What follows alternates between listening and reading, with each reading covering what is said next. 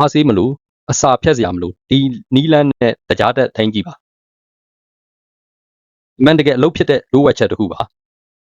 လူအများစုကတွေးတွင်းတကြားတက်ကိုရှော့ချဖို့အစားတောက်တွေဖြတ်တာဖြည့်ဆွက်အားစေးတွေတောက်တာတွေကိုအဓိကလှုပ်ဆောင်တတ်ကြတယ်ဒါပေမဲ့တကယ်အဓိကတော့ချက်ကအစားတောက်တစ်ခုတည်းမဟုတ်ပါဘူးဒါကတော့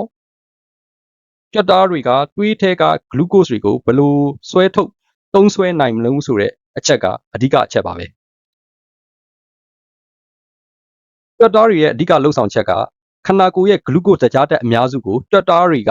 စုပ်ယူသုံးဆွဲပါတယ်ကြွက်သားတွေကတွေးထဲမှာရှိတဲ့ဂလူးကို့စ်ကိုထိထိရောက်ဆွဲထုတ်နိုင်ရင်တွေးတွင်းတကြားတက်ကအလိုလိုထိမ့်ညှိပြီးတော့ဖြစ်သွားတယ်ဒီလိုဆွဲထုတ်နိုင်ဖို့အဓိကတော့ချက်ကတော့ကြွက်သားတွေကိုပုံမှန်လှုပ်ရှားမှုရှိစေဖို့လိုတယ်ဥပမာလေ့ကျင့်ခန်းလှုပ်တာလမ်းလျှောက်တာနေ့စဉ်လှုပ်ရှားမှုတွေလုပ်တာတွေကကြွက်သားတွေရဲ့ဂလူးကို့စ်စုပ်ယူနိုင်စွမ်းကိုမြင့်တင်ပေးပါတယ်လေ့ကျင့်တဲ့ပြောင်းလဲရမယ်ဆိုရင်တစ်နေ့ကိုအနည်းဆုံး15မိနစ်နဲ့မိနစ်30ကိုယ်လက်လှုပ်ရှားမှုပုံမှန်လုပ်တဲ့အလေ့ကျင့်လုပ်ဖို့လိုပါတယ်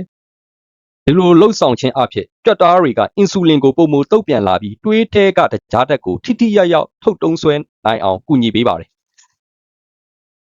ဒီလေ့ကျင့်ကခန္ဓာကိုယ်ရဲ့အင်ဆူလင်တုတ်ပြန်မှုကိုမြင့်တင်ပေးတာကြောင့်တွေးတွင်းတကြားတက်ကြာရှည်ထိန်းညှိအောင်ကူညီပေးတယ်အစားတောက်ကြီးပဲအာယုံစိုက်တာထက်စာရင်ပုံမထိရောက်တဲ့နီလန်တစ်ခုဖြစ်ပါတယ်အင်းချုပ်အနေနဲ့ပြောမယ်ဆိုရင်ကြက်သားတွေပုံမှန်အသုံးပြုပါဒါကတွေးတွင်းတကြားတက်ထိန်းညှိဖို့အရန်ရည်ကြည့်ပါတယ်နေ့စဉ်လမ်းမြန်မြန်လျှောက်တာအိမ်အလုပ်လုပ်တာလေ့ကျင့်ခန်းလုပ်တာတွေစတဲ့လှုပ်ရှားမှုတွေကကြွက်သားတွေကိုဂလူးကို့စ်စုပ်ယူမှုပုံမကောင်းမွန်စေပြီးတင့်တွေးတွင်းတကြားတက်ကိုတဘာဝအတိုင်းထိန်းညှိပေးအောင်ကူညီပေးပါတယ်သင်ကောတွေးတွင်းတကြားတက်ထိန်းဖို့ဘယ်လိုလှုပ်ရှားမှုတွေလုပ်ဖြစ်ပါသလဲအားလုံးကျေးဇူးတင်ပါတယ်